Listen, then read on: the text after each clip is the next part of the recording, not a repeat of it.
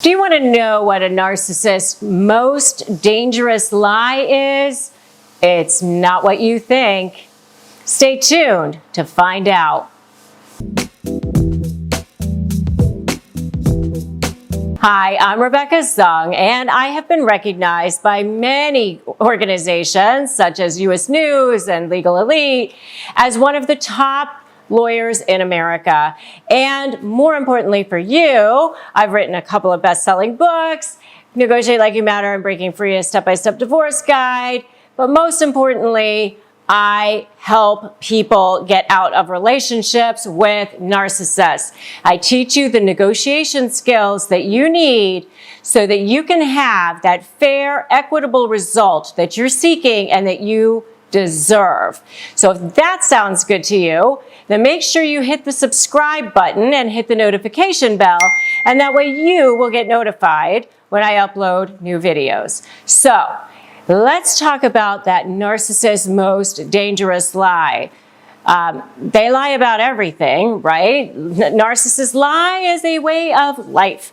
They lie about all kinds of stuff, including things that they don't need to lie about, which is kind of baffling to me. And they even lie about things that are readily verifiable, which is also kind of baffling to me. And if you want to know more about, specifically about narcissist lies, I would highly recommend that you check out my video called Narcissists' Most Common Lies. And I actually do have an accompanying podcast to that too. So for those of you who like to get your information in different kinds of mediums, I do have a podcast. It's on every single outlet where you can find podcasts, and it's called Negotiate Your Best Life. And you can check out that show on Narcissists' Most Common Lies there too. But going back to what the most dangerous lie is, it is not what you think. It's not like, what are they saying that's so dangerous? It's more how it lands for you.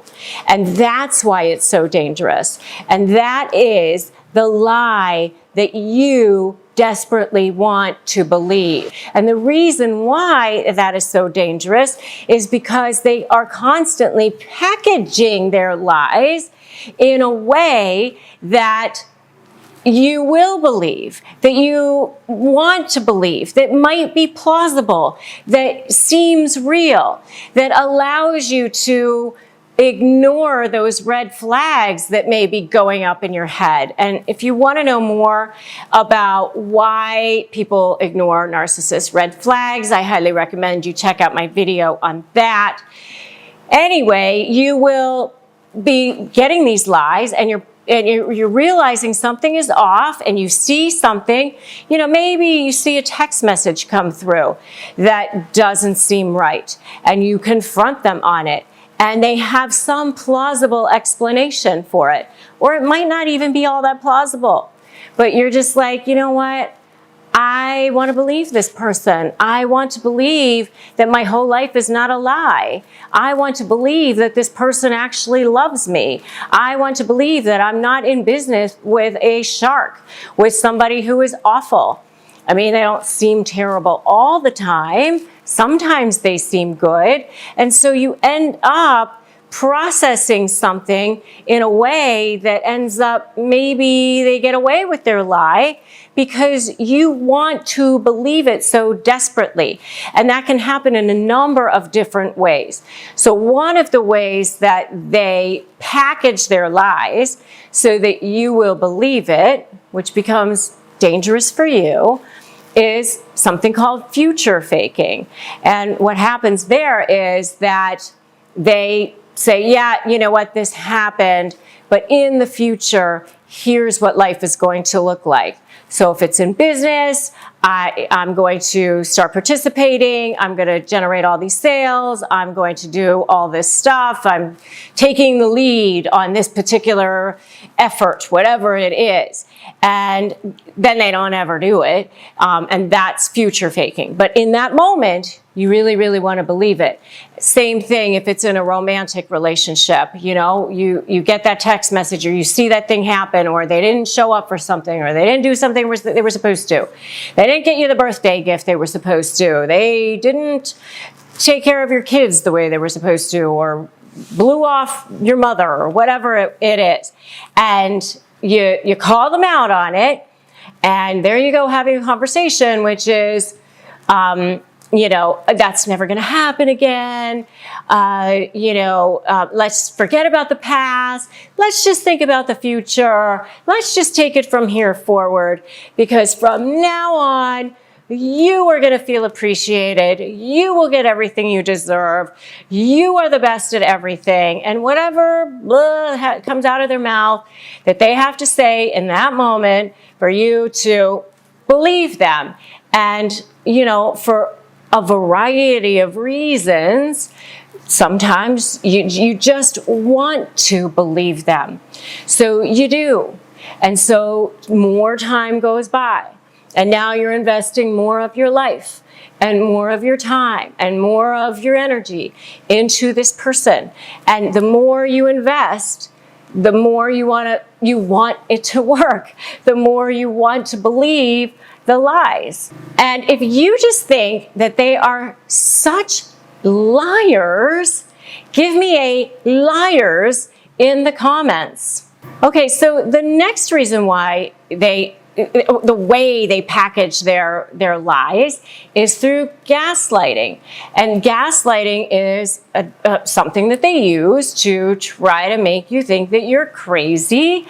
And if you want to know more about gaslighting, check out my video on narcissists' favorite gaslighting techniques. But they use gaslighting to try to make you think that you're crazy. So, and I've mentioned this before, but I haven't mentioned it in a while, so I'll mention it again for those of you who don't know. It actually comes from this old movie called Gaslight, and I think it was even a play before that, and then it became a movie, and it was like from the 30s or 40s, where the husband was trying to make the wife think that she was crazy. So he would blow out these gas lights throughout the house, and she would say, "Wasn't that just lit?" And he would say, "No, it wasn't." And she would then, you know, he was hoping that she would lose her mind. And that's what happens with narcissists. They start to gaslight you. They start to say things that are different than what was said before, or to try to make you believe that something happened that didn't happen, or something did happen that didn't happen, you know, and they just rewrite reality. So, you know, I had a client one time who the ex-wife, the narcissistic ex-wife, threatened to call the authorities on him if he picked up the child at a certain time or something, a time that he was entitled to pick up the child. But she said, "If you do, I'm calling the authorities." So he emails her back and says, "You know, I really don't appreciate you threatening to call the cops on me, and this is exactly why I want this, this, and this done. And I want you to sign this agreement." Well, now she doesn't want to sign this agreement. She doesn't want to do these other things that he wants her to do. So she turns around to try to use it against him in a way and say, "Hey, I never said I was going to call the cops. I said I was going to call the authorities," which is something different.